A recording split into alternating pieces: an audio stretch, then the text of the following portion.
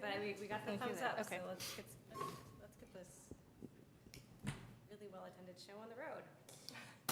At 7:02, I will call the June 8th meeting of the Parks and Recreation Commission to order. Welcome, everybody. Thank you. Should we look at item 2, approval of the action minutes from May 11th?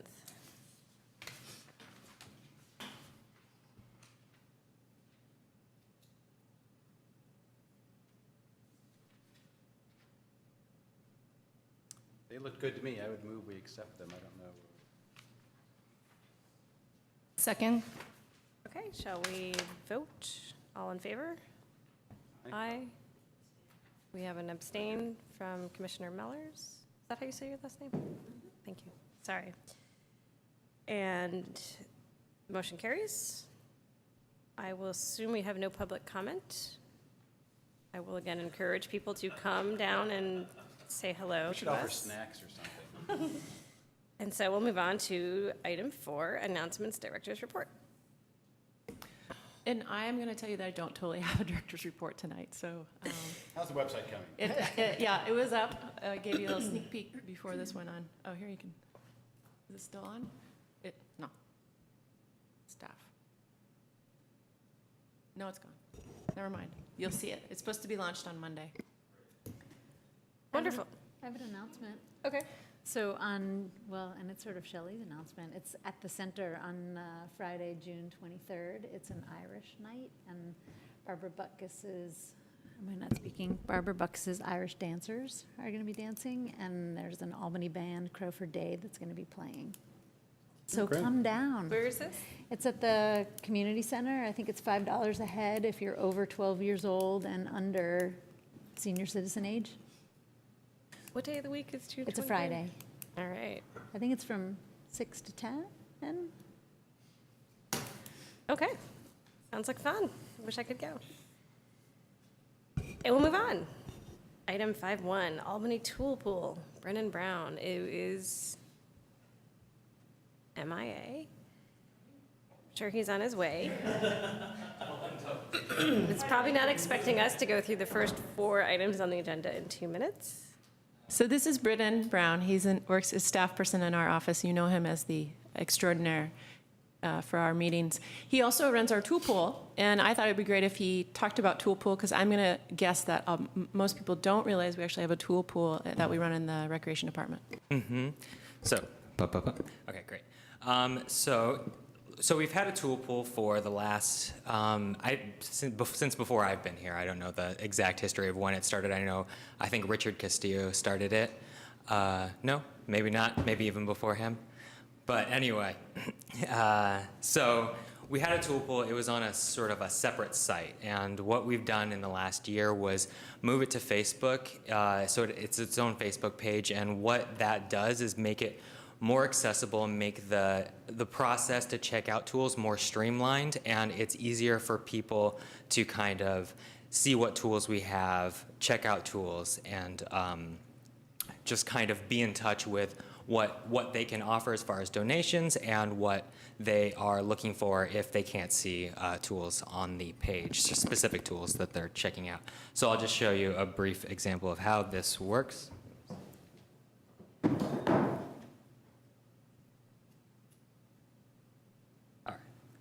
Hello? All right, great. So this is the tool pool page. It's a little bit, this is the page that I'm an editor, so you can see that it's going to give you certain options that you wouldn't actually be able to, like change cover. So basically the way it works is we have sort of a description of how it all operates. You can click on that and then get a little bit of a just direction on how to register and what to how to use the site. And basically the main way that it's used is when you go into photos, you can see in the albums all of the different groups of tools that we have. So axes and picks, brooms, drills and drill bits, gardening small hand tools, gardening large tools. We have a primary amount of the tools that are donated and checked out are gardening tools, especially since now the drought is, I would say it's lifted, right? But it's still Not over, yeah. Yeah. It's there's a lot more people who are checking out the lawnmower to mow lawns, or we have a weed whacker, and so a lot of that is being checked out much more often now. So the rate in which tools are being borrowed has grown to about 3 to 5 a week, which is nice for the amount of tools that we have and the amount of people who are in it. And basically, when you see the tool that you want, so we'll go into small gardening tools. You look through, we have a lot of, the hand trowels and clippers and all that kind of stuff. Actually, I'm gonna make this a little more fun. So for tools, we get donations, and that's how we get pretty much all of our tools is through donations. So one that is a new donation from Pastime Hardware, ACE. We do a lot of work with them in the city, and so they were gracious enough to donate a Sawzall, which has been checked out a few times since then, and it's a really good tool. It was brand new when we got it, and it has a whole lot of options. It's great for sawing branches and things like that. So it's good for the amount of gardening that you would do in Albany. And then let me see. So when you find the tool you want, you just click on this. There is a little thing right there. You can copy that. Control copy. And then all you have to do is press send email, and then that goes directly to me. So that helps streamline the process significantly. So I can't actually send an email to myself because I run the page, so that's not going to be the best example. But basically, email pops up where you can just send the what tool you want, or if you have a question, or if there's just anything that you want to do, you can email me. It goes straight to me, and then that way I can respond to it once it's sent to me. So it makes it so I don't have to look into a different page, or kind of the maintenance is much quicker as far as being able to get people the tools that they need as soon as possible, that kind of thing.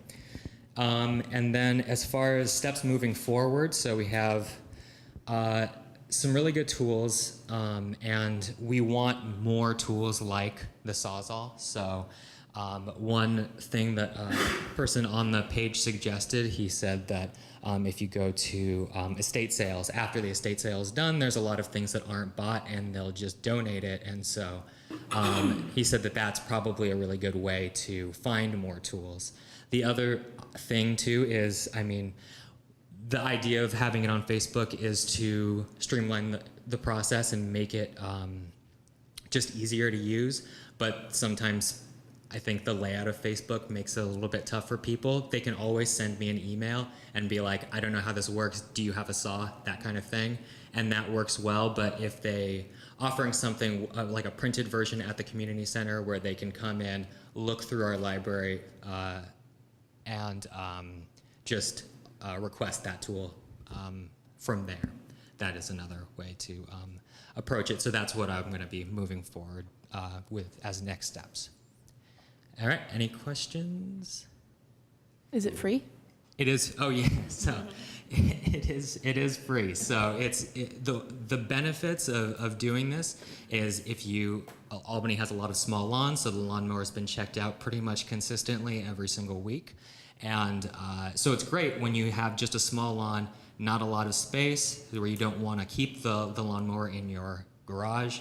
So you just check it out for that kind of tool and then return it. It's all very quick and easy. And another benefit is sometimes people are interested in a tool, but they don't want to take the plunge in buying it until they've tried it out. So it's a way to kind of try out a tool where some people say like, oh, this tool works really well, that I'm definitely going to get one for myself because it would it'd just be really helpful. And then some people, it was a tool that they were looking into buying, they tried it out and said, didn't like that so much. So it's a good way for the community to experience the tools without having to kind of reach into their pockets, that kind of thing.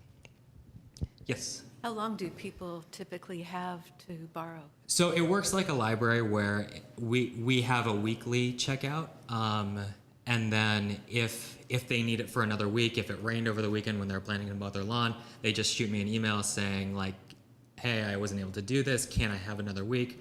And it's pretty informal, but it's more to their advantage, unless someone wants to check out a tool. So if someone says like, "Do you have the lawnmower?" then I'll have to send them an email and be like, "Hey, this person wants to check out the lawnmower, so is it possible to return it sooner rather than later?" That kind of thing. So it's very informal, but at the same time, it works really well for the size that it is and for how many people are using it. So that's sort of Great. the way that works. So how do you actually pick up the tools? Are there set hours or? There are technically set hours. So you can pick it up on Wednesdays during business hours at the Albany Community Center.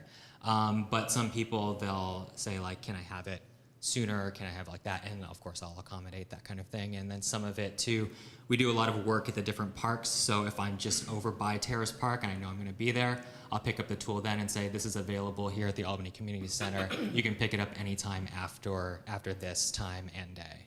Okay. So it's, again, also an informal process that tries to be as convenient as possible for the community. So if there are people that aren't able to come during normal work hours, is there a way for them to get tools? Or like, can you get tools on weekends or? Yeah. So the way I've been doing is I'll have the tools at the front desk. I'll ask them when they are able to pick it up. And if we're open, even if our business hours aren't open, we'll have classes or events going on where we'll have building attendants be at the community center, and so all they have to do is just provide the tool because the borrowing, all the information has been worked out beforehand. Mm-hmm.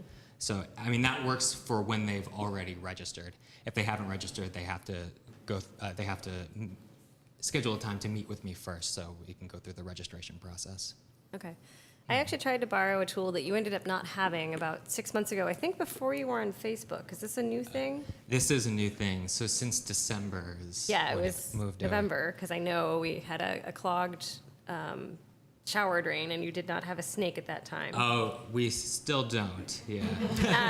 But I have to say that I was looking at the way it was before, and it was pretty clear, at least it seemed like I could only pick it up on Wednesday. And so Yeah. maybe if there is flexibility, you could just put in there, like, if you need to work out other hours, you could. That's true. Yeah, that's a good. I'll make that note.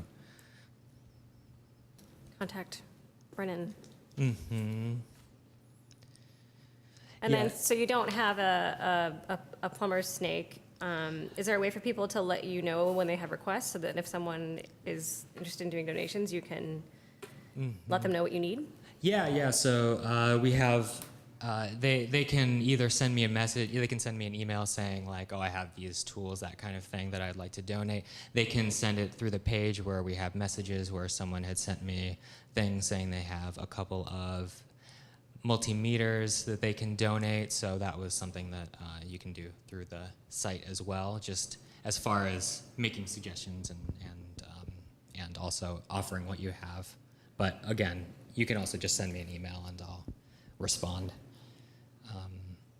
Where do you store all the tools, and do you have a Yes. limit on what you can store? Yeah, so we haven't hit the limit so far, but we have, at Terrace Park, we have a shed that is connected to the restrooms. So there's the garage door there, so that's where all of our tools are stored in that shed.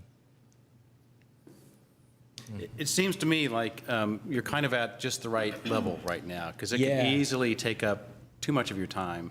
It could, yes. But that's sort of, that's an issue that they, as it becomes more robust, there's always a balance with, because I know with Berkeley Tool Pool, theirs is through the library.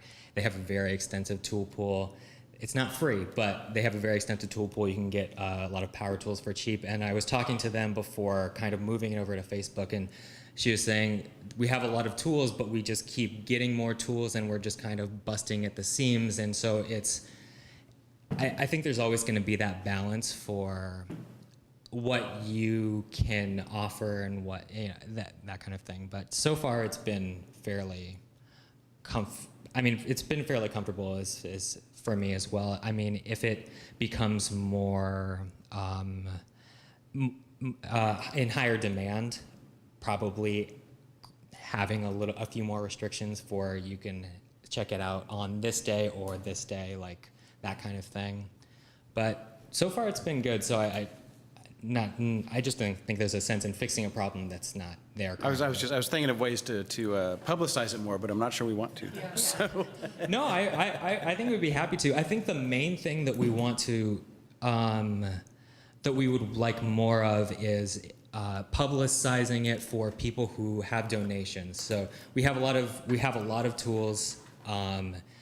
Some of them aren't in the best condition, so we can sort of retire certain tools as we get more tools that are would serve the community better. So that's something that we can do, is just kind of keep an eye on what the inventory we have is and accommodate with that. But that would be something that we would like more of, because then more people would be interested in Tool Pool when we have the nicer tools like the Sawzall.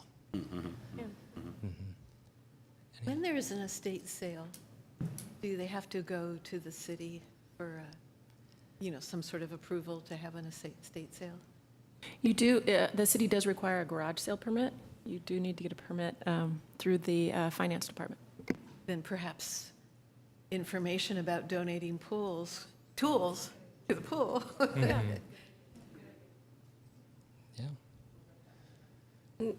Maybe you could even put a wish list as one of your posts there. My husband did the whole retrofit for our basement in a previous house using the Oakland Tool Library. Wow. And it was, a year and a half of every weekend going to the library and checking out like whatever tool he needed. And they had quite an extensive collection there, and it was so that he had to buy very few tools to be able to do that. Mm-hmm. Having browsed your collection, I know you're not quite at the point where you could do a seismic retrofit from your existing tool set. But if you had a wish list, I'm sure that there are people that would want to do it themselves, and it's quite expensive to get those tools. So. Yeah. So that's good. Yeah, just kind of thinking about what specific what types of tools are needed for the specific projects that often occur in Albany. So I think that's a really good idea. Anything else? Thank you. Great. And moving on to our discussion and possible action items. Although, yes, we do have an action. So item 6.1, we have the subcommittee for the street tree removal policy. We'll give a report. Looks like. Yes, it's me. You're Hi, right. everyone. I should introduce myself, right, for the record. So Julia Chang-Frank, Park and Rec Commissioner, and this is part of a biannual or every 2-year process of reviewing the street tree removal and policy and procedures. And so Gino and I have been working on this, and this presentation tonight is a result of a culmination of meetings with Shelley, with John, with Mark Hurley, who's here today, Public Works Director, which I'm so glad that he's here. And also some research I've done to look at best practices at other cities. So I've actually spoken with arborists and public works supervisors at other cities such as Berkeley, Palo Alto, Santa Monica, San Mateo. I was digging in deep. And I found some interesting best practices that we might want to consider. Excuse me. And so Gino and I have some recommendations, but let me just go ahead and get started. Oh, and also, I just wanted to focus this discussion too, or just to think about how all of these policies will, they'll intersect with the upcoming sidewalk repair project, which is why Mark is here today. So I'd like to just focus a discussion on that. We might have to have a separate meeting about other tree issues.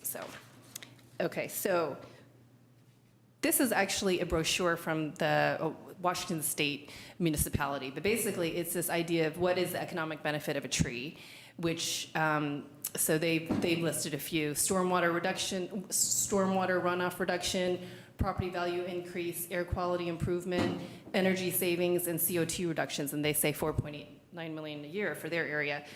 Interesting, I found this study that looked at 5 cities, one of them including Berkeley, and just happened to include Berkeley. And I don't know if you can see that, but Berkeley's 30,779 trees provide an annual benefit, they say, of $3.25 million a year. And it's really based on these measures here listed. So, oh, is this going to work? Okay, so I have this little, it's really nuts, animation. Oh, it's not going to work. Oh, too bad. I had this little animation that,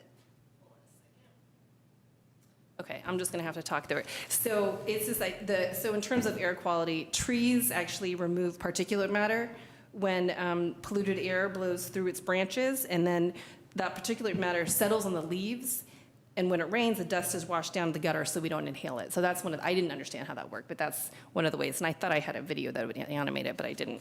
But the other thing is this urban heat island effect.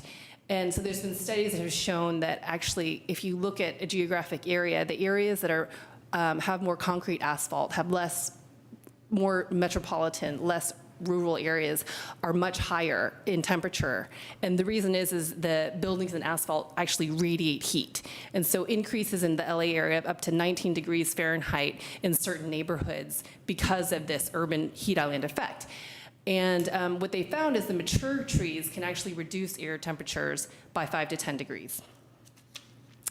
Berkeley actually saves about $500,000 a year in energy costs from trees because they cool temperatures not just by shade, but actually by releasing water through photosynthesis. So these trees can actually cool summer temperatures by a few degrees, but only within like a 100-foot radius. So you can imagine you'd want a tree-lined street in order to really get that effect of helping reduce the urban heat island. There's also these other interesting things that John told me about, like traffic calming. So it reduces speed by 3 miles per hour. And then, a highway lined with streets or trees on either side can reduce noise. But those kind of benefits, there's many other benefits like this that are listed. Those aren't included in that $3.69 million that Berkeley experiences. These are sort of additional benefits. I just wanted to show this one. So Northbury, our neighbor in Berkeley, actually was named top 10 neighborhood. And this little Berkeley side article says, leafy streets, courtesy of mature trees, such as these are one of the attractions of Berkeley's Northbury neighborhood. And the aesthetic value of Berkeley's trees are valued at, that study valued them at like $2.5 million a year. And that's really based on property value increases for mature trees in a front yard. Very specific. One thing I wanted to talk about then is this idea of mature trees, because when in our policy we replace trees one for one, and there's this sort of hierarchy in terms of how these trees bring us benefit, and it's clearly the mature trees. So mature trees remove 60, 70 times more pollution. Large trees reduce energy costs by up to 30%. So in Albany, since our average median property value is like $1 million, it's supposed to increase the property value by 1%. That turns out to be a $10,000 worth of an asset for an Albany property owner. And then, but also the public benefits. So much more from a large tree than a small. I just want to show a picture of this block that's like neighboring mine in Albany. I wish I lived on this block, but so this is a mature tree-lined street in Albany. And down, literally one block down, is this on the same street. These are young trees, so it's clearly a difference there. And I talked with a tree commissioner in El Cerrito, and he said it's the dappled effect. It's the dappled light effect. So apparently, even if you just have shade, that doesn't create the same aesthetic, whatever it is, than the dappled effect from these mature trees. So a bunch of other cities actually have protections for mature trees on private properties, which is interesting. So for example, let's see. So Redwood City, San Francisco, Palo Alto, Sacramento, all require permits, even on your private property if you have a larger than 12-inch diameter tree trunk. So that's just to note. The other thing that's interesting is Albany actually has a landmark tree definition, which is, but the way it's applied is that if you have an 18-inch diameter or greater tree on your property, you can waive your parking space requirement. So, but that's the only place I saw it be referenced. But the other interesting thing about this picture is on Sonoma. It's in the backyard of the highest priced house in Albany. It just got sold for like 2.45 million. So this tree was in the backyard, but you can imagine it's a huge private tree. Okay, so Palo Alto, I just want to talk about Palo Alto as a model because Palo Alto is actually called a tree city. And when I was talking to some of the other arborists from other cities, they're like, oh, you got to talk to Palo Alto.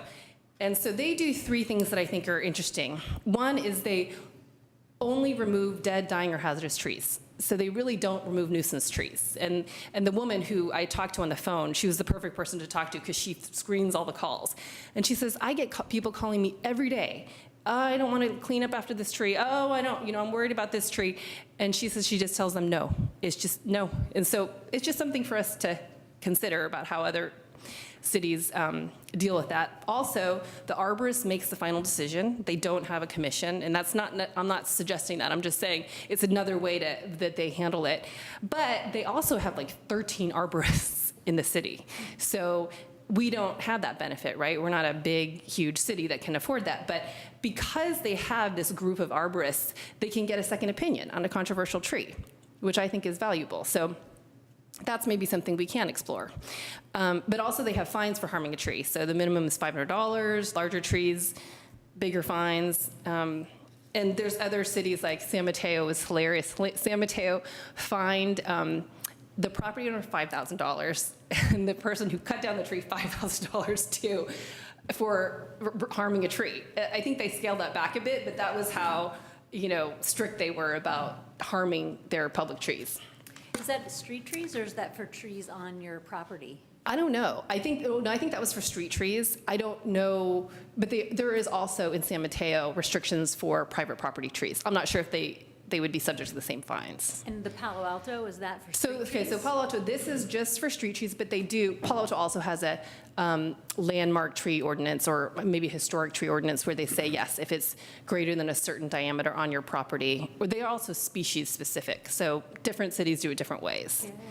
Yeah. But so this is interesting about Palo Alto. When they do allow you to remove a tree, say it's construction and they don't like the trees anyway, like it's a liquid amber or something, they actually do this calculation. You can see like column 1 is the size of the canopy, which is the coverage, right?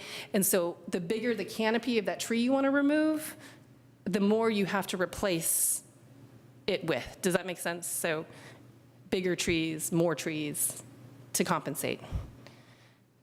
So a tree with a 60-foot canopy would actually need to have 6 trees replaced? Yep. To replace it? Yeah.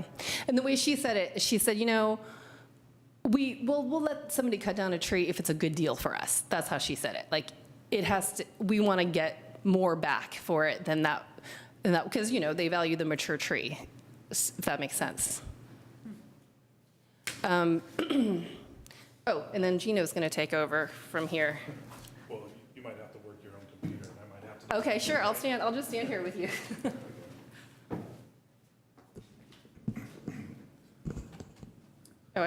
Okay, go ahead. All right, so we're moving more into what people can do in the short term if they have some sidewalk liftings, or maybe they have to take out some sidewalk and put in some alternative materials. So in this picture, we have where they ground down the sidewalk because it was sticking up a little bit. We all know that's an option.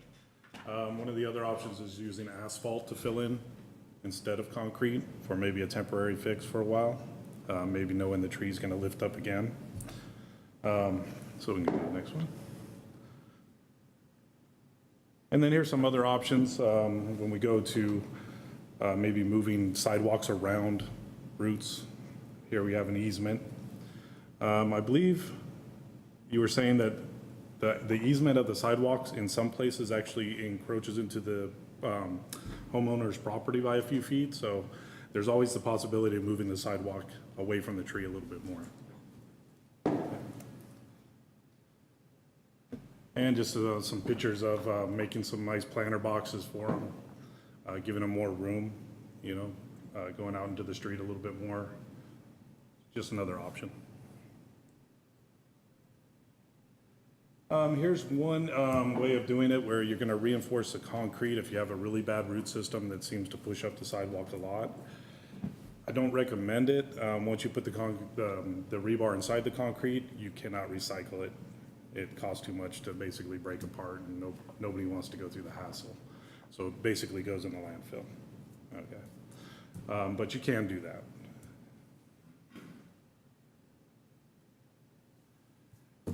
And then here we have two where they align the curb. They just give more room for the trees to grow. And the bridging, I'm not sure because I can't really see the picture too well, but it looks like it kind of goes up and over the roots.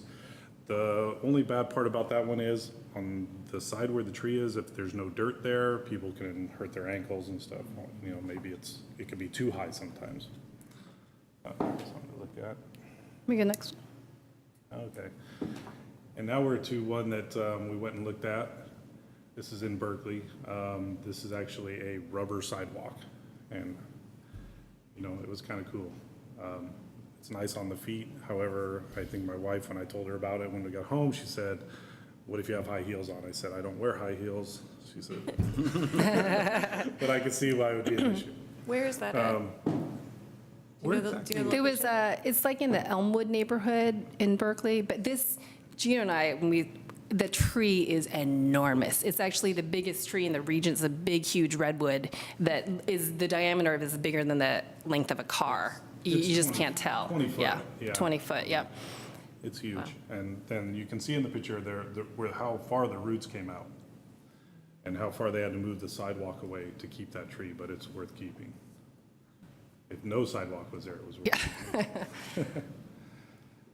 Okay, and I think you wanted to take Yeah, over from this and one. just so you know, and Mark's, just so we don't scare you too much with these proposals, but this is, these were actually taken from, both the city of Palo Alto and the city of Seattle did extensive studies about tree sidewalk conflicts. So Mark, I can give you those reports, but there's just what I pulled out in terms of some, you know, things that they have considered. So, okay, so the other one I wanted to talk to you about was this alternative paving. I actually have an example of it here. It's called Terra Walks, yeah. You know, are you familiar? Anyway, so this is actually a site in Mountain View. And if you look, so if you look at the bottom of the red drive or the red paved part is actually concrete. There's like 9 panels of concrete, but everything else to the right and left of it is this Terra Walks panel. This is cut, this is a half panel. But the idea is, and Gino can maybe say more about this, but it requires less clearance. It only requires like 2.5 inches. I don't know what the sidewalk, but Gino was telling me sidewalks are like 4 or something inches. Oh, you're talking clear. about the depth? The depth. Yeah, usually a sidewalk, to have stability on the sidewalk, you want to have about a 4-inch concrete under a compacted base. So Okay. it's a stable base, because even with 4 inches, if you don't have a stable base, you'll have issues with the sidewalk. I see. Right. So I called the public works person in Mountain View. This was installed 6 years ago, and he said they're still working well. But I also talked with this guy in Santa Monica who was really sort of really was looking into how do we solve this tree root sidewalk conflict. And he actually installed not just rubber, but also these Terra Walks in over 200 locations in Santa Monica. It's interesting. We talked to Santa Monica today. It didn't sound like they had 200. They just said they had a handful at a couple Oh, locations. maybe Terra Walks, but he installed rubber sidewalks in other locations. Yeah, the rubber sidewalks didn't Yeah, work out he so actually well. he didn't recommend the rubber Yeah. sidewalks. He recommended this. Right. So anyway, but when he was looking at the difference, he saw, and maybe if you've talked to Santa Monica, maybe you can update us on what they've said about that, but he saw, the benefit he saw was that you could actually lift up these panels Right. and trim the scout roots so Right, that right. you can basically prevent the roots from growing. But did you want to say more? Yeah, you know, that's, a lot of these alternate methods are really a way to manage the conflict. Right. And I think, you know, in the context of the sidewalk policy or the sidewalk program, I think what we want to do is be able to solve the conflict so you have a sidewalk that can be turned back over to the homeowner without a long-term maintenance component where every couple of years you have to take up the sidewalk and redo root pruning and so forth. So Okay, so and- we can, yeah, and that's an I think- issue that we have to talk about here, because I Right. think that is one of the things, is the I mean, that's- reality is, big trees have big roots, right? And so I think that's one thing we have to consider. Right. And we Well- have to look at, so we have to consider all these, I think, the benefits and the costs. Well, the costs, and, we're making an investment that's looking to be a long-term, 50-year investment. And I know in the Santa Monica case, they're looking at replacing all the rubberized sidewalks after 4 or 5 years. They are going back to, I think, this product in some cases, but they haven't. Okay, But that's they good. haven't gotten a great response from apparently this company has moved to the Midwest. Oh, really? And they Okay. haven't been very responsive quite yet in Oh, getting them interesting. product, so. Well, I know a vendor here who's actually ready to go with it, so Yeah. we can talk about, maybe it's different up here. But it's also understanding the long-term, the long-term, because you're building, public works facilities are built for the long term, and there might be cases where you want to manage something, and particularly a tree in a park or something, and there might be a case where we want to manage that, but it should be in a very select instances rather than Yeah, and I think that's rather what than our regular. commission has to And consider, that's- because there's, right, and absolutely. because we have our adopted standards, and I don't want to get in a position where have all these different options that people can come back and apply in a location that's not appropriate. Right, I And- totally agree. and- There has to be standards, and it has to be something that we work with you on. That's actually why I did so much research into Right. what other cities are doing. And I'm calling them and finding out, what do you think of it? I'm not, Right. yeah, so, just to give you an example, though, of how some other cities deal or don't deal with these. This is a 100-year-old walnut tree in Rancho Cordova, and you can imagine it probably provides shade to like 3 different houses. But it has caused sidewalk repair issues. They've had to repair this sidewalk, the guy said, several times in the last 10 years or so. I'm not saying that's the way we want to go, but it's just to know that they so value that tree that they're willing to do this kind of thing. Actually, the vendor I was talking to was saying, oh, these terror walks could improve that. Who knows if they could. But it's just this idea of like, they're willing to bear that cost. So, but I think it's interesting because look at how much yard there is there. Anyway, so it's just interesting.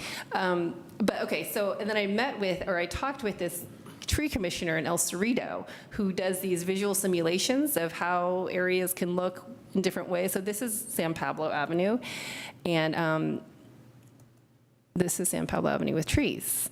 And I just think it's astounding how different that makes it. But this is also another street in El Cerrito, Elm Street, and this is Elm Street with trees. And I would say, we're responsible for tree removals. We're not responsible for tree planting, which Shelley told me, which maybe we'll have some influence on that process. But we certainly don't want this to become this. So, okay, so anyway, so the sidewalk repair policy, which is what we're talking about today, actually, and I can read this, the city will evaluate situations where street trees are causing structural damage. A range of options will be considered, including root pruning, enlarging tree wells, realignment or ramping of sidewalks around and over routes, or alternative paving materials that extend the functional life of the sidewalk. So it is actually in the policy.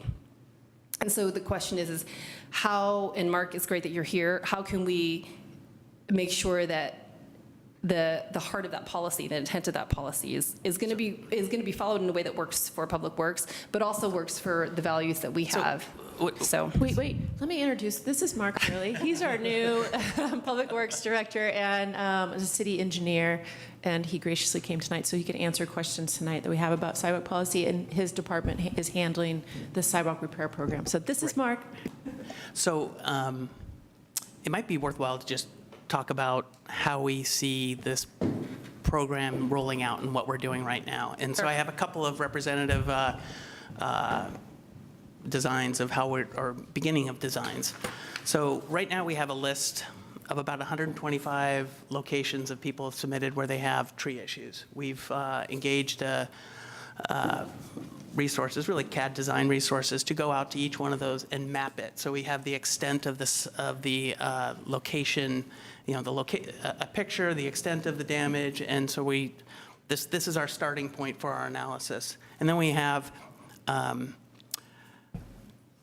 two brand-new shiny engineers that started this week, and one of them that's assigned to this project. So now we're going to have one of our engineers and John go out to each one of those locations and start developing scope notes or scope of how to deal with the. So you said 125 locations. You said are they these specifically where trees are involved? Because I'm not so sure. here's Or is it just all the sidewalk repair? It's all sidewalk Oh, that's repair. good. So Yeah. it's not It's not just 125 related tree to issues. trees. Very and, good. I just want clarification. And so this is a starting point because not only trees, there's other conflicts. There's, you start getting into thresholds of houses where, you start unraveling it and all of a sudden you're building staircases up to houses and curb ramps they just get very costly and I think outside the scope of what we want to be doing in this program.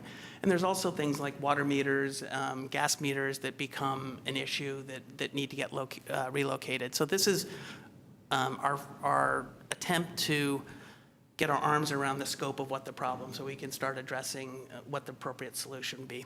Here's one that is relatively straightforward, really no tree conflicts. It's just a beat-up section of sidewalk. And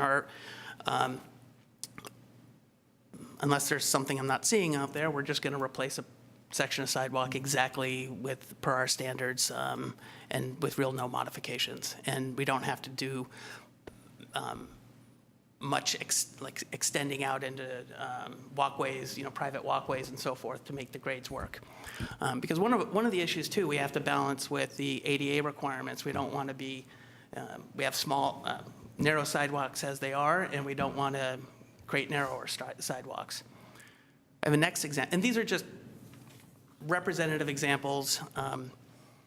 Here's another example that involves a tree, and this is one where I haven't really talked to John about this, but in my mind, this is one we would look at doing, enlarging the well that the tree has to work with, ramping it around, potentially root pruning and so forth, and looking at trying to manage resolve the conflict. Because in our mind, or at least in my mind, the most efficient use of these funds would be to fix a sidewalk so that the tree and the sidewalk can live sort of happily ever after and not need constant maintenance.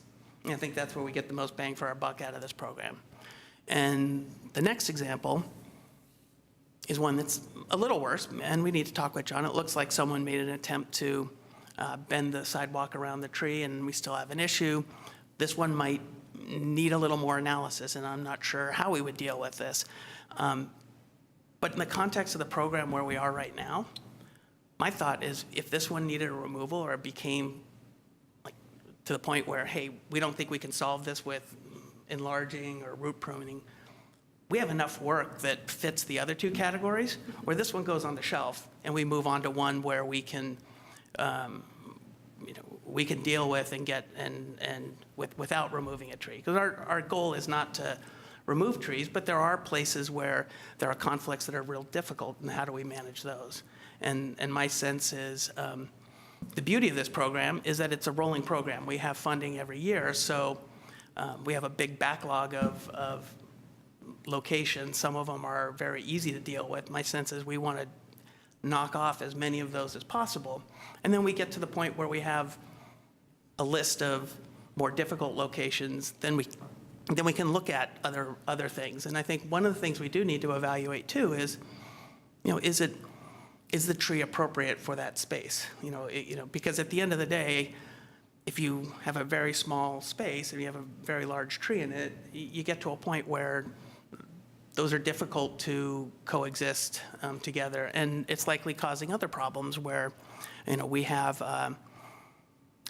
locations where tree roots are lifting up pavement and gutters and creating drainage issues where we get complaints about. So these are difficult issues that we need to deal with, and so I think for those ones, we would sort of set them on and do them on a separate process. But my sense is we would come, so I'd sort of planning out how this project would go. We would go and visit each site, develop our scope notes, and figure out our approach of how we would fix the tree or fix the sidewalk and deal with the conflict. And the ones that require root pruning, we would come to this commission, present, here's what we're going to do. And the idea would be that, hey, we're not looking to take out the tree, but if we do root pruning, we want to monitor the tree for a couple of years to make sure that it's healthy and responding well to the root pruning. And, if it got to a point where, hey, we pruned too much, or maybe we would come back and say, hey, this one didn't work out how we thought, this one needs to be removed, and we would deal with it that way. But then we would also have a class of ones that might need to get removed, and we don't think we could manage the conflict or deal with the conflict with root pruning, and we would come to this commission and have that discussion. And in my sense, if we couldn't resolve it within the context of, if we say, hey, we think it needs to get removed for us to really fix the sidewalk, maybe it doesn't get done in the context of this program. It gets dealt with through another funding source or some sort of different program. So this case that you're looking at now, it looks like this sidewalk could be bent into the property a little bit, and then you would have more room for the tree. Absolutely. I just pulled these. So how do processes like that work? Like if we think that this is a mature tree, so like it looks, I'm not sure what the professional word is for the space between the sidewalk and the curb. Planter strip. Okay, so the planting strip is very narrow on many Yep. Albany streets. And so are we basically saying we're never going to have a tree that has a mature diameter greater than a foot? Or are we going to, do we have tools that will allow us to say, this is a tree that we want to keep. We are going to make the property owner have an easement so that we can, move the sidewalk 1 foot into their property, or like, So if that might be the case, Okay. but that might be done outside of the sidewalk replacement program, because that's a long process. If we're going to go get an easement across someone's property to bump out the sidewalk, maybe there's landscaping issues, maybe there's, so I think that might be something we would do, but that's probably something that we wouldn't do as part of the sidewalk program. Or if we did it, it would be further on when we've dealt with a lot of the other more straightforward issues. but it seems like the trees where you have the larger problems are going to be the ones that are more egregious and more likely to cause an injury. We have problems all up and down the city, and we have claims where there's trees and where there's not trees. So it's at this point, I think there might be a point where that is the case, but at this point, I think we have enough broken sidewalks to more than consume the available budget. Okay.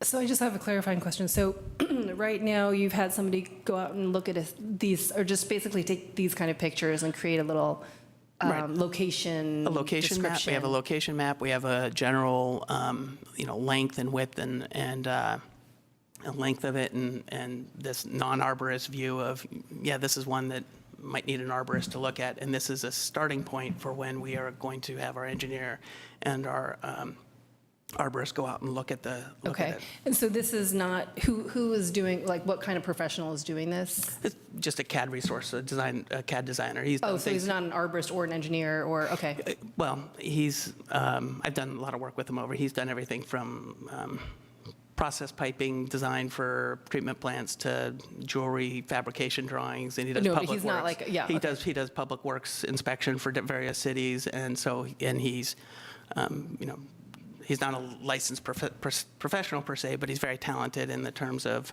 and we're not relying on him necessarily for design advice. We're relying on him for sort of CAD resources, and I think the design resources in terms of what the measures are going to employ are going to come from John and our engineer. Okay, and so, and you right now have how many locations? 100? 125. Or 25? 20. And you don't know what rough proportion include tree conflicts, do you? No, I haven't looked at it. Okay. And there's tree conflicts that we think we can manage, and there's tree conflicts that we may not be able to manage. And John has taken a first cut at it, early on, before we developed these. And his initial thought was he thought most of these could be dealt with trying to enlarge the well. There are a lot of the locations where the planter strip has been, it's narrow this way, but it's also paved up or right up to the tree. So it's a very, very small well, so opening that up. And so I think there's plenty of things we can do for most of them. Yeah, I mean, one thing that when I had a conversation with John a few days ago about this too, one thing for our commission to consider, and I mean, we're not experts obviously about trees, but there is a risk even to the root pruning, not to say that we don't want to do it, but that the root pruning itself could eventually cause a healthy tree to become unhealthy. So that, Right. yeah. Yeah, that's why we're suggesting, if we do root pruning, we're going to identify those trees and keep an eye on them over a period of years to make sure they are healthy and responding well. And where are you in the process right now in terms of like, when is John going to go out with engineer? Well, we have 4 days in on this. This engineer's been working for us for 4 days, so Okay, he's so going to it's a start little on maybe bit. day 6. How's that? Because I saw that, or traffic and safety told me you're going to make the presentation in July, end of July, right? Is that still going to Well, happen? you know, or- that was thrown out. My sense is we're not going to go Okay. to traffic and safety with the recommendation in July. Probably be later than that. Okay. I don't have a sense when we would do that. But we would look to probably come to here before or around the same time to present where we are. So we're not going to move forward without coming in and showing where we're going to, what we're going to do. So Okay, and I think that's maybe something that we all should have a discussion about now because it might come up soon. And then also one thing, Shelley, can you go back to the other, I don't know. So, like, one thing I wanted to, talking about, like, how last year's program went, and I understand there was a lot of trees that were, it was done sort of haphazardly and done really right at the last moment. My hope is, and our approach is that we're going to get this designed and try to get most of the issues worked out over, before we get a contractor on board, so we have clear guidance. And Gina will know, if you have, the more, you get better pricing, you get better work if you take more of the if that, you're just clear and directive of what the contractor is doing, because by and large, the contractor is not a tree expert. The contractor's and you don't want the contractor to be interpreting a lot of things. We should be doing that interpretation and giving clear direction to the contractor. So we want to make sure that we have, to the best we can, all these issues vetted ahead of time and come to the commission, and everyone clear on where we are on these. And So I have another question. So do you have that, the scope of work hasn't been defined yet, right? Because those decisions haven't been made in terms of, for request for bid or request for proposal or? so the intent here is, so we would, I imagine the measures are going to be very similar at those locations. So I imagine we would develop a template of scope notes or measures that would be implemented at a site. And what we would do is, this is, location 5. Here are the things you do at location 5. And one of them might be, root pruning. One of them might be, we'd show a detail of bending, enlarging the tree well by a certain amount or so forth. So we would try to get that developed as best we can. There's always going to be things that we don't anticipate in the field, but I think we have time to do it right and not rush it, because if we rush it, then we're sort of retroactively trying to take out trees, and that's not where we want to be. Yeah, and I know that you weren't here for that first pilot project that went a little awry. So what happened with the last sidewalk repair pilot project is, and John told me that he wasn't here either, right? I think he had just started. He just started. And I think Jocelyn had just started, hadn't, too. yeah, so nobody was really that intimately involved, but, a bunch of trees, I shouldn't say a bunch, a few trees came down. I think there were 5. 5, and there weren't that many locations that were Yeah. actually repaired, but it was very last minute. It was like the concrete was open, and what do we do here? And so just not the way we want things to be done. Obviously, didn't even come through this commission. I think that just happened. No, they did. Oh, it did? Mhm. Oh. We denied one of the, one of them. Okay, so never mind. We don't want to be in that location either. Yeah. And so we want to be a clearly designed project that people understand what the risks are at each tree, And, as we were talking about process, so this is the Seattle Department of Transportation. I'm not recommending this. It's just they actually have this very thought-out process for tree sidewalk assessments. And there's just a couple things I want to note about how they do this process. And it looks like, and who knows if they actually are able to implement it perfectly, but just this idea, the initial assessment should happen no later than 30% design, and it includes engineer and arborist, which sounds like that's going to be happening, where the engineer and arborist come through. But also, public outreach is all along, throughout the whole process. But when they're evaluating further, it looks like it's probably hard. You probably can't read that. I can hardly read it, but some of the things that they consider are obviously cost benefit, anticipated maintenance, but also public environmental benefit, community values, policy guidance, neighborhood context. So I just think that if the extent that we can actually incorporate some of that into this process, I think we'll be doing a service for the residents of Albany, Anyway, so that's just something I wanted to put out there as something that a model that we can potentially use. Okay, so is that the conclusion of the presentation section of this report back? Your work? I just wanted to double check if we should move into Any more discussion slides? or questions, or if that was. These are just things to talk about. In the first, sorry. So, we can just have that up there, but these are just some things that, discussion points. So I think the first section, upcoming sidewalk repair project, are the ones that maybe are the points to talk about, because revision to tree removal policy and procedures can happen at a later time. They're mainly for non-sidewalk conflict tree removals. So, may I? I haven't seen anything mentioned here that isn't currently part of the process. The issues that you're talking about, we always consider rerouting. We only get the trees here that are a problem. The ones that they can reroute the side, they reroute, Right. generally. And I know that our role as a commission is to bring into our judgment the value, the community values, and aesthetic issues and points we're making. So what are you suggesting as a addition or changes?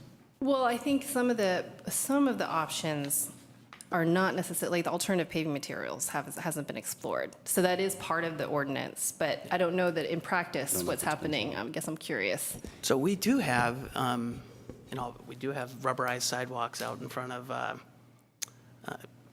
apparently it was used in the past, and I think there's a couple of locations. We're not anticipating it in part of our project, as part of this project. That's not to say that we couldn't look at, particularly if we start getting into dicey situations where we do have a conflict, where there is a tree we want to save, there's a conflict we can't mitigate with other measures. We could look into a specific product, but I wouldn't look at using modifying our detail or our standards to allow that to be used in, lots of different locations, because while the sales guy might say that these things are great, cities have bought into these things a lot of times, and they cause, and without understanding the future costs of it, and it maybe not working out, or unintended consequences. I know we get we get issues on slipperiness of the truncated domes at the at curb ramps. People are really concerned about the slipperiness of those, and we get complaints about those. And so if we're going to adopt a new product, we want to be 100% sure that it's something that's going to serve us well for the long term, because it does cost a lot of money to implement. And this is something we're turning over to the homeowners to manage and take on. So we want to make sure that it's something we can all stand behind. No pun intended, I assume. Yeah. Without installing it. How do you do that without installing it? Right. So At least as a trial. right. Or maybe where this tree here that's quite large, Yeah. we use an alternative product. Yeah.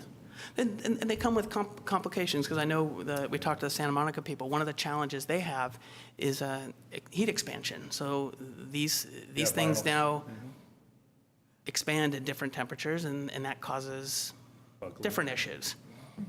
So if we're going to do it, we really need to understand what we're doing and why we're doing it, and making sure it is the right solution for the problem we're trying to address. And I think there might be more opportunity to use that in a park location where we want to mitigate that, because that's a place where the city has the expectation to have the long-term maintenance of the facility, and that's something that,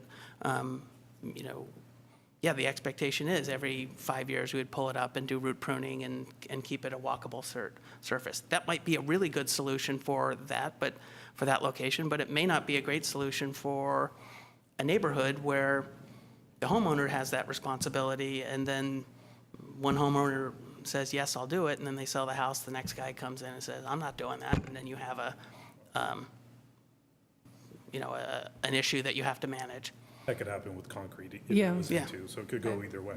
Right. Yeah, It's it's- fair- it- fair- The good thing it- here it's- is the one in Berkeley, the homeowner is actually the one that put that rubber Right. sidewalk in. It was not Berkeley itself. No, absolutely. So that homeowner made a commitment to. But it was an authorized alternative product. Right. What's our authorized alternative product? We don't have an authorized, what and I'm nobody's, saying. and nobody's come up and made the case that we want to use one. And if there is one that we want to use, and that's something, and imagine that homeowner is taking on that responsibility for that product, that location for the long term. So if a homeowner wants to use an alternative product, you can put that into your plan, or are you just going to go with the concrete to I think fix that all would the be, streets and that's it? that would be approved probably on a case-by-case basis, and I imagine. But where does it get to that point of asking the homeowner if they want an alternative product? Well, I don't think that mechanism exists. Well, again, I think as we get through this, there's ones we can deal with using sort of more traditional measures, and I think that's where the starting point should be. And if we get to ones that can't be dealt with that, then I think we do start talking some of these other things, and it might require let's sit down with the homeowner. What do you want to do? Do you want to give up part of your landscaping in your front yard to do the tree? That might be acceptable. So there's a whole range of solutions on those that require, I think, a broader time horizon and maybe different set of resources than we would use in terms of the sidewalk policy. So you might say that, that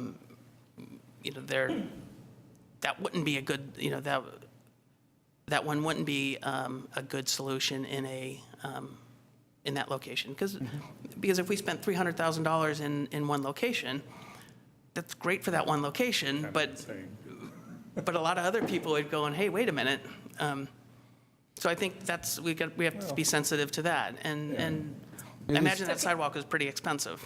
Can you actually step back? That's a really good segue into a question I've been wondering for a few minutes here. So what is the overall scope of the project you have? How many dollars per year? So I think this year we have about 300,000. I think it's roughly that. Okay. It's roughly that. And you have a list of 125 locations already, but so how many locations do you think you're actually going to be able to deliver? I don't have a sense of that right now. And it's really probably, Gino probably know, what's the square footage of concrete? I don't know, it's probably about 150 a yard. Yeah.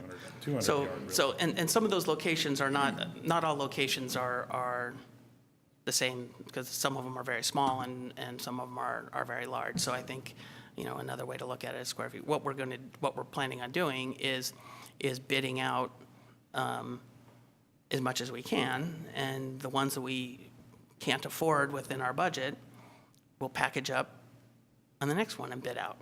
And so it's not a one-time shot, it's more of a dynamic project. We will be sending out, and I think over time, we'll get a sense of the extent that we can do within a certain budget, because there's contingency items that'll have to come into play and Right. so forth. So I just kind of want to understand your process a little bit more. So you have 125 locations that you're looking at now. How did those 125 locations get selected? But then also, it's a long question.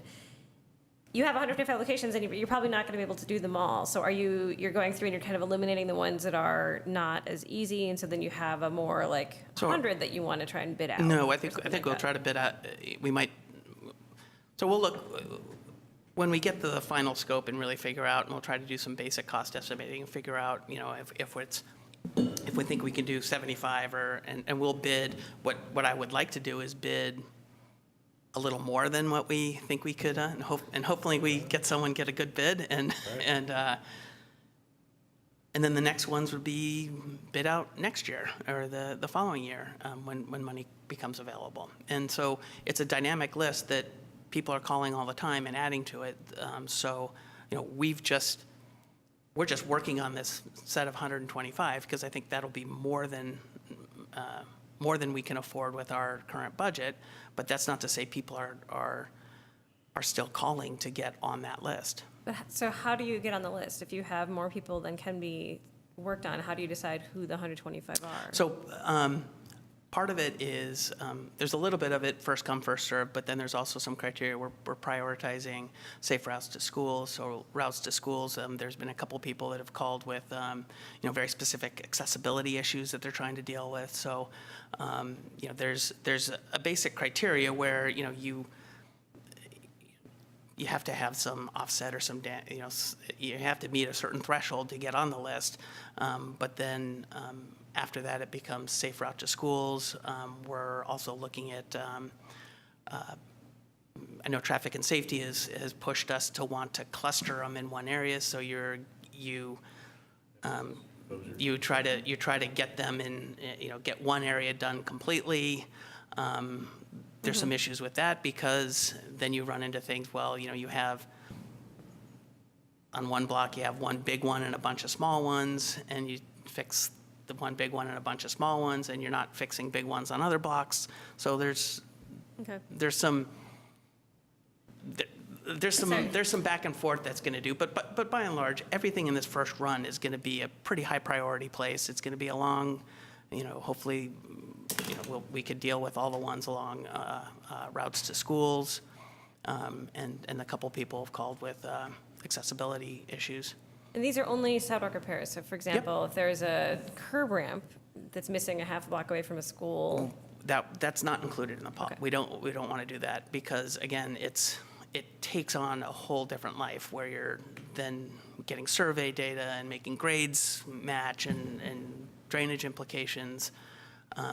So that, again, you can spend $300,000 in an intersection, and then again, that doesn't meet the program. So what we want to do is find where there's sidewalks we can replace. I think we made allowances for one of the conflicts is PG&E gas services, doing a relocation of those, or, but it's not biting off and redoing, getting into other issues.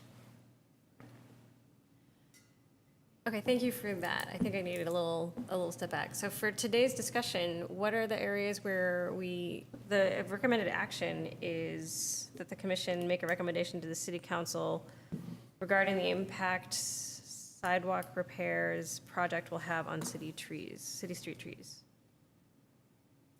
Yeah, I don't know that I meant to word it a particular way. I think it's just if we have anything to say about this upcoming sidewalk repair project that we think city council may want to weigh in. I mean, what I see as being a dynamic is that we want to fix these sidewalks for the long term. But the reality is big trees will cause problems, maybe several times during a long-term period. So I think if we're going to, what should our goal be? Should our goal be like, okay, we just want beautiful sidewalks, then we should cut down all the trees, cut down all the, I'm not saying that we have to do this, but I'm saying, like, really, there's parts of LA that have like no trees and just beautiful sidewalks. I'm not saying that you're advocating that at all, but I'm just saying that there is this way that we have to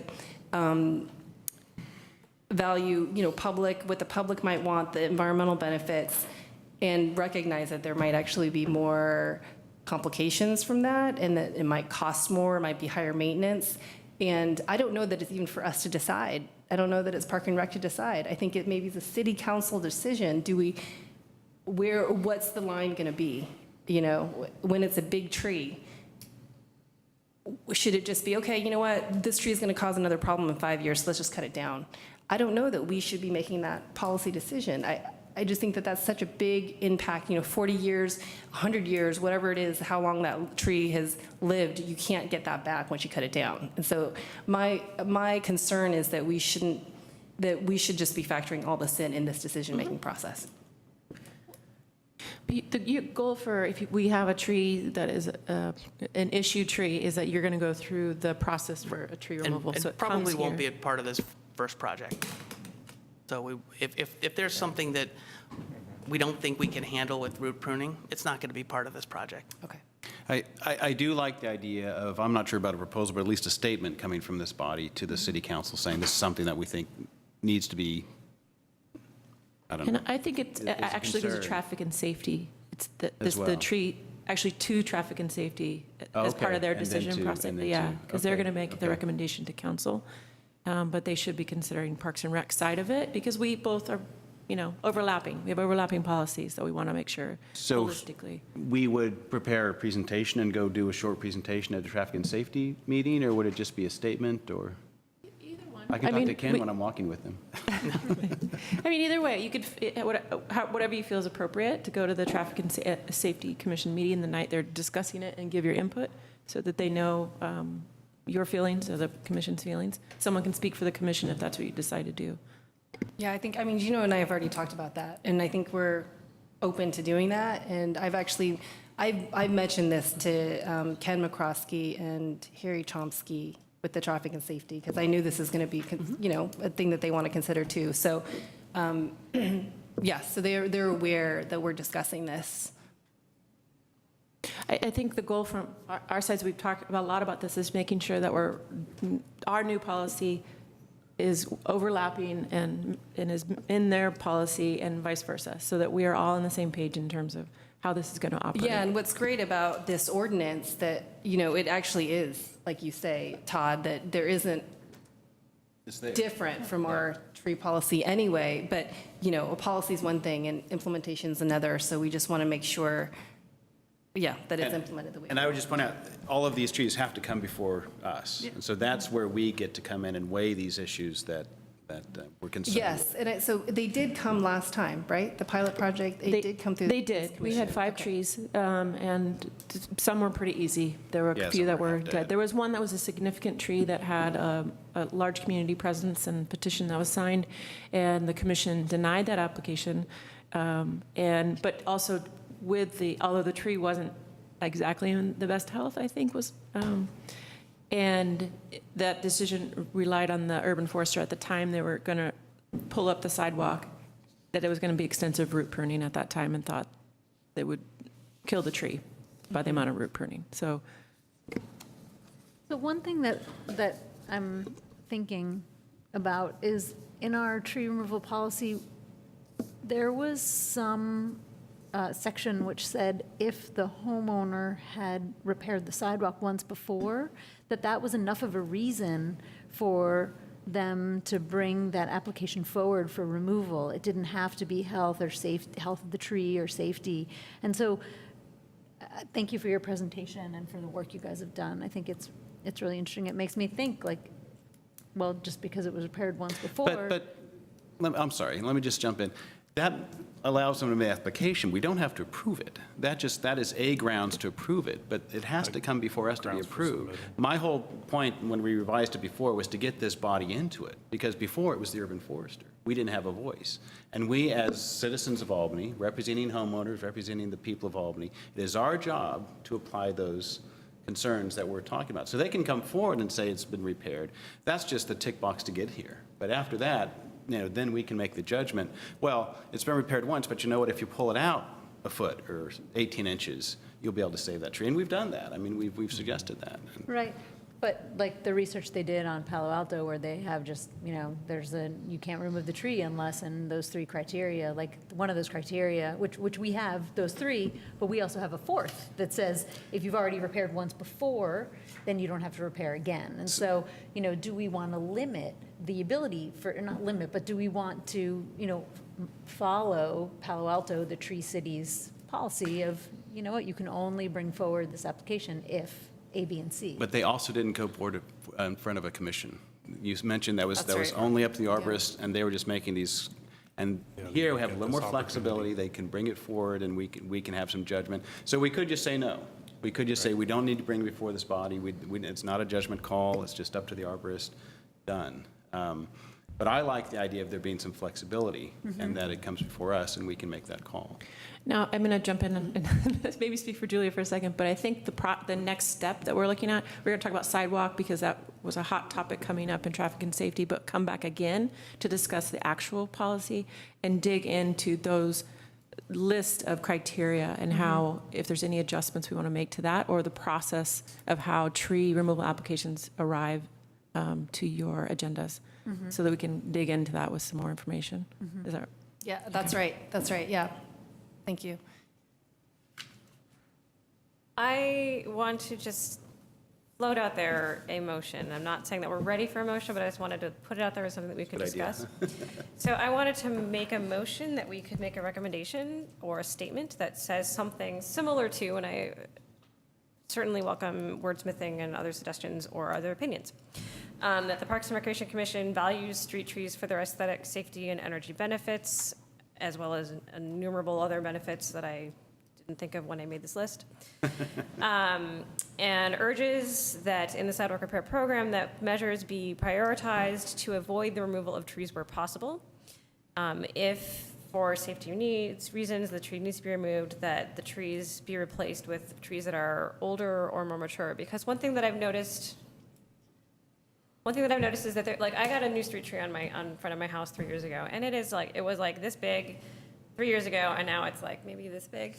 And it's taking a very long time to grow. And I think if I had gotten a tree that was probably more expensive, but was a few years older, it probably would have had much more of a presence, and you'll get that larger canopy much sooner. And so I think that there might be a trade-off between, if there's a situation, and I know that you're saying that right now in the first batch, you're not planning to remove trees, or you're going to try to avoid removal of trees.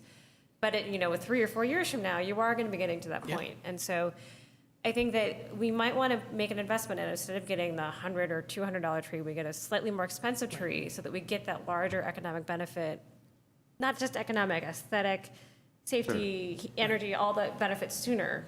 And I think that extra cost would be worth it. That makes sense, and I would add to that to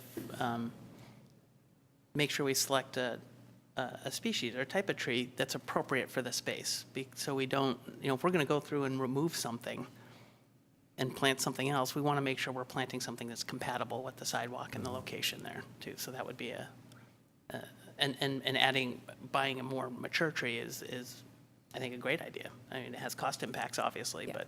And when we get in the weeds, we can look at Palo Alto's replacement tree and make that suggestion to City Council too, since this is going to be. That was clever. Yeah. Yeah, I like that. That was Yeah. clever. Question, Mark, about the curbing out or. Do we have a motion? Sorry. So does anyone want come to back to edit this motion or embellish it, or I'll try again, and it'll probably be different wording. So we value street trees for their aesthetic, safety, energy, and other benefits. We urge that in the sidewalk repair program, that measures be taken to avoid the removal of trees where possible.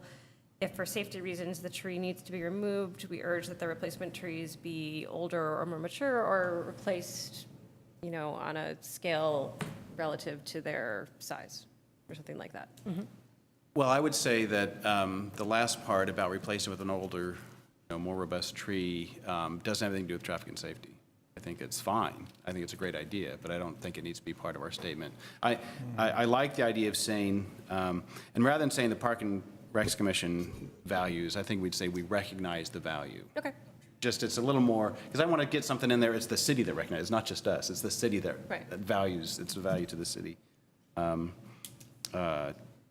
And maybe enumerate, and they probably already do this, but alternatives, like the alternative surfacing, rerouting, things like, just kind of, that's the stuff that they're going to be thinking about. So does that sound? Yeah, we can just take it, I like that. I would just be very specific, and we can just take it Please right out of consider the sidewalk or repair policy. It already exists, but Small, just to emphasize. right, yeah. Yeah.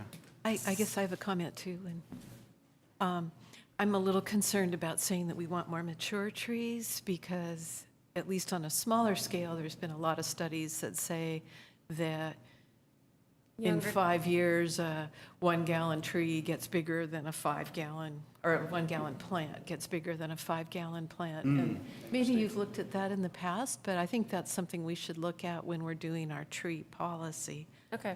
And I also noticed that Palo Alto trade-off where they were having multiple trees for one big tree. And given, at least in front of my house, the various wires, the PG&E wires up there, but cable and all of those, we are very limited in the size of tree we can put in. So if we had had a big tree that had to be removed, it wouldn't be appropriate. So, The location of the replacement of those trees isn't just limited to the front of the house. You can actually put them on your property, and that would count towards the okay. Well, size. so I like the idea, the general concept, the specifics worry me because I don't feel like Yeah. we're ready. No, and actually, I think you're right. We can take that out and table that and put it into our street It's more like policy the discussion. tree process, more tree policy. So if we could say something like, replace it with an appropriate tree, and we'll define that later, but, Well, I think that's already in the policy, so maybe Okay, that doesn't okay, even need to great. be said. We can just stick with, we value trees, and we urge that measures be taken to avoid removing them. And the sidewalk repair policy doesn't really talk about the actual replacement of trees. It just talks about, Yeah. I mean, that's really the I- arborist, correct? I mean, that's the Well, urban forest. when I saw that, I was kind of puzzled why, if you're going to remove a tree, it seems like replacement should be contemplated with the removal. Right, It- right. So maybe we do need to add that then, even though it's on. Well, I think it already I mean, exists. I mean, it already exists, but perhaps. Yeah, I mean, I think that makes sense. You are putting back trees with this, if you came.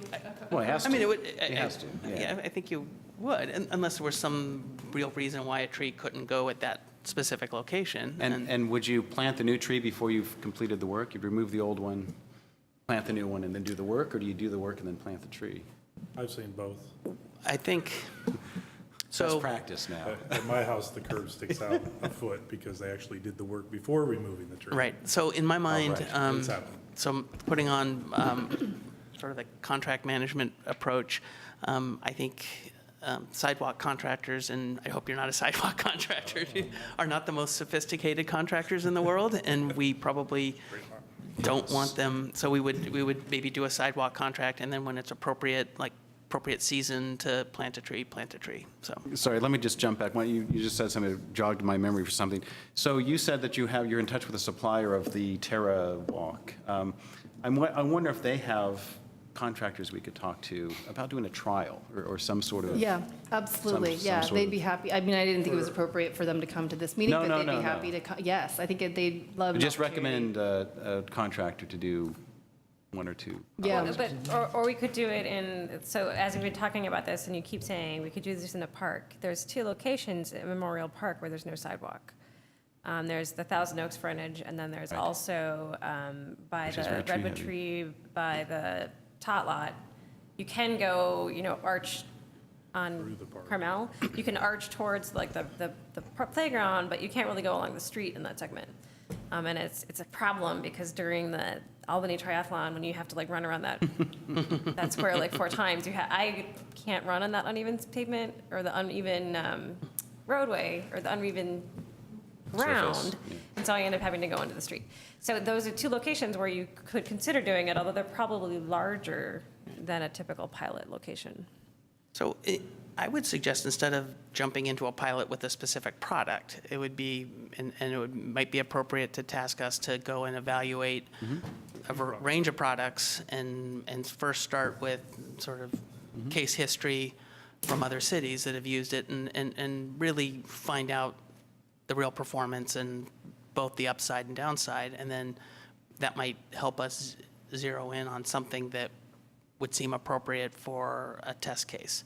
Because Your research, has any other studies done a study like that? Like, I know that I'm in traffic engineering, and New York did a study of 9 different treatments for red paint to do their bus lanes. Like, has no other city done a pilot I'm sure they have. That's why I want to Yeah. find out. They That's do it right. on case by case, like Berkeley has little spots here and there where they're doing it. My guess They is, know exactly where they're at, and they go out and evaluate them all the time. Right. Yeah. Of course, they have more manpower, but I can tell you don't want to use the product that's in the senior center annex backyard patio, because we did a sample, center a backyard pilot area patio. there. Right. And it curled up oh, over you the don't? time. Okay. Yeah, you don't want to. So- But you so- can go look at it. And there's some rubberized sidewalk out near Subway that's not in really good shape either. It's I mean, some of them are not going to work. Right. But it does say alternative, and I Right. would like to come up with a list. A of some handful, alternative. yeah. In case the homeowner does want to keep that tree and they're being adamant about it, and maybe one of those products will work perfect for that situation. absolutely, and that's why I think it's appropriate to start developing a list of what the range of products are and when they're used, because each of these products does have sort of a specific they're really good here, but they're not good in another location. So we really need to understand. There's no silver bullet. Yeah, there's no one thing that's going to deal with all of these the same way. So Yeah, and again, like what Gina was saying, also concrete is can be a Right, yeah, problem it's for this. problematic too, yeah. So again, if it's about just the largeness of the tree and the tree roots, no product may even Right. work. So And then that's- that's the question, and that's a city question again, I think, like, what do we want to do about that Comes situation? to us, and we. Yeah. Yeah. So, And- but I guess getting back to in the context of what we're doing now, I think we have time to Okay. spend some, and it might take a year to really understand and figure out what a good pilot might be. But I don't think we're going to run into it in the first go around. So will traffic and safety be approving each one of these replacements? Well, Do they I have don't to think we're look going to to go that through each level? 120, Yeah, I was gonna say. 125. I think Yeah. what we would do is, similar to our other projects, we take the plans and we present them, and we go through it, and they'll breeze through it. And I think what we would do is highlight how we came to select the locations we selected. We'd Right. highlight the treatments that we're doing, and then we would probably give representative samples of different locations and what we're doing. Yeah. Mark, I just want to mention something about if you need to bulb out. I think one other city did something where, and I don't know if we're able to do this, but they took a little bit of a yard, which honestly is probably still City of Albany property because it goes, but then they also gave back a little bit. If Oh, interesting. so Interesting. the owner doesn't feel a sense of loss, total loss of their square footage of their yard. Anyway, it's just something to consider. Interesting. All Albany's. But I have a question about certain treatments and the expense. So I'm just wondering, is there like a cost-benefit analysis of like, oh, well, we can do 50 treatments if we do X, Y, Z? You know what I'm saying? Like, I don't know how that gets determined. Like alternate treatment measures, or? I guess I mean, like, if it costs more to ramp around, how does that get factored into the decision-making? I'm not sure there's a huge issue with ramping around. I think the idea of expanding tree wells and things of that are pretty cost neutral in terms of. Okay. It just comes down to square feet of concrete, and Okay. if it's, I guess an arc is incrementally larger than a straight line, but I think that's not a. What, do- Right. It's not a huge. I think I took a class. what about the process for moving into the property? So I think, that would be a challenge, and we've run across that with curb ramps, because one of the issues with curb ramps at traffic and safety is when you start dropping down for the ADA ramps, you create a curb, and if you Oh, put right. that on the, so a lot of times you want to push that curb into the property so you maintain the width of the sidewalk. So it's the same challenge, and some homeowners are fine with it, and it's not a problem. Others, it's a real issue. And so I think we would, hey, we want to do, if we have a location that we want to do it and we want to go into someone's yard, and we'd approach them and talk to them about it. If they're receptive about it, great. If not, well, we'll try to work through the issues and come to a conclusion. And if they're adamant, no, I don't want this, well,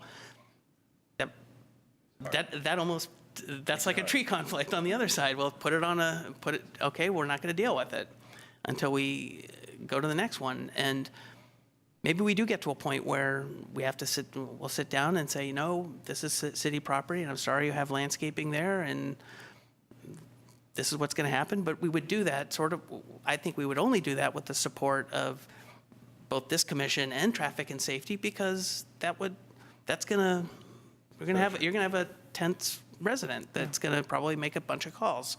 So that's not something we would, if they're open to it, absolutely. If they're not, I think we need further discussion. Yeah. How's the statement coming along? Move that we recognize street trees' aesthetic, safety, and energy benefits, and urge that measures such as enlarging tree wells, realignment or ramping of sidewalks and around or over routes or alternative paving materials be taken in the sidewalk repair program in order to avoid the removal of trees where possible. If the removal of tree is unavoidable, replacement, any tree that's removed must be replaced with a appropriate tree. Great. I would only change the safety to environmental. Because the safety benefits of trees? Did you mean to say that? Yes, traffic calming. Oh, okay. So I would include environmental in there, that's all. Yes, add environmental, sure. Yeah. Do we have a second? I'll second that, like that. And, sorry, who is this to? Traffic and safety or city council, both? I think it's to traffic and safety because that's where it's going. We have a motion and a second. Shall we take a vote? All those in favor? Anyone opposed? Motion carries.